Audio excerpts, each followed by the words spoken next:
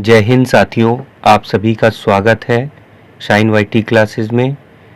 अपर निजी सचिव भर्ती के लिए हिंदी शॉर्ट हैंड की 80 शब्द प्रति मिनट गति से डिक्टेशन 10 सेकंड में शुरू होगी।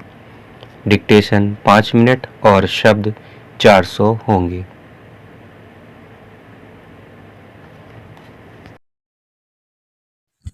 स्टार्ट। इसमें कोई दो राय नहीं कि मौजूदा विश्व में भारत को अब एक ऐसी शक्ति के रूप में देखा जाने लगा है जो अंतर्राष्ट्रीय पटल पर खड़ी होने वाली समस्याओं का हल निकालने में एक अहम भूमिका निभा सकता है। पिछले कुछ वर्षों के दौरान वैश्विक स्तर पर सहयोग और समाधान के मकसद से बनाए गए कई समूहों के सम्मेलनों में मजबूत उपस्थिति से लेकर G20 का नेतृत्व करने और उसके जरिए एक व्यापक दृष्टि सामने रखने के रूप में दुनिया भर के देशों ने भारत की स्पष्टता देखी है। यही वजह है कि अब भू-राजनीतिक स्तर पर खड़ी होने वाली समस्याओं के समाधान को लेकर भी भारत से उम्मीद की जाती है। अंदाजा इससे भी लगाया जा सकता है कि खुद संयुक्त राष्ट्र की ओर से भी भारत को इस मामले में एक महत्वपूर्ण देश के रूप में देखा जा रहा है। मंगलवार को संयुक्त राष्ट्र महासभा के अध्यक्ष डेनिस फ्रांसिस ने भारत को इस विश्व का निकाय का अहम सदस्य बताया। उन्होंने कहा कि वे भारत को मिसाल पेश करते हुए नेतृत्व करते रहने, संवाद और कूटनीति के जरिए स्थायी शांति का रास्ता निकालने के अपने सैद्धांतिक रुख को कायम रखने और दुनिया भर में विभाजनों को भरने के मकसद से काम करने के लिए कहेंगे।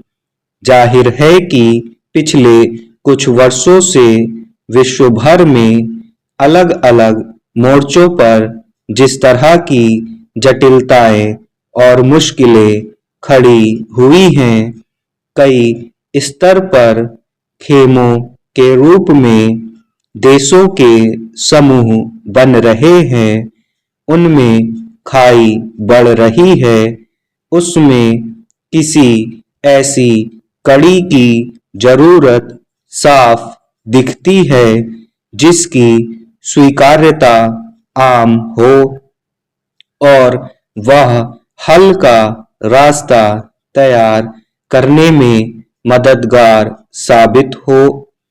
यह छिपा नहीं है कि पिछले कुछ समय से ऐसी स्थितियों में भारत ने कूटनीतिक मोर्चे पर कई बार अपनी मजबूत मौजूदगी दर्ज की है।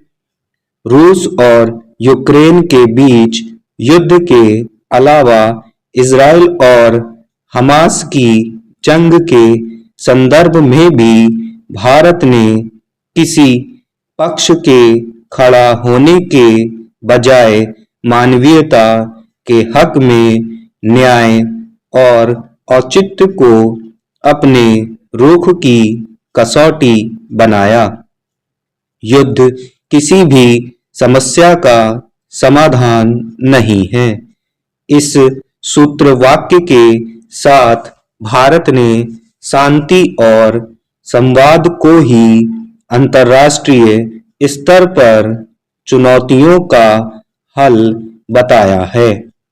संयुक्त राष्ट्र के ढांचे के भीतर भी भारत ने हर संवेदनशील मसलों पर अपना स्पष्ट रुख कायम रखा और कूटनीति और संवाद के जरिए एक बेहतर विश्व बनाने की व्यापक दृष्टि के साथ हस्तक्षेप किया।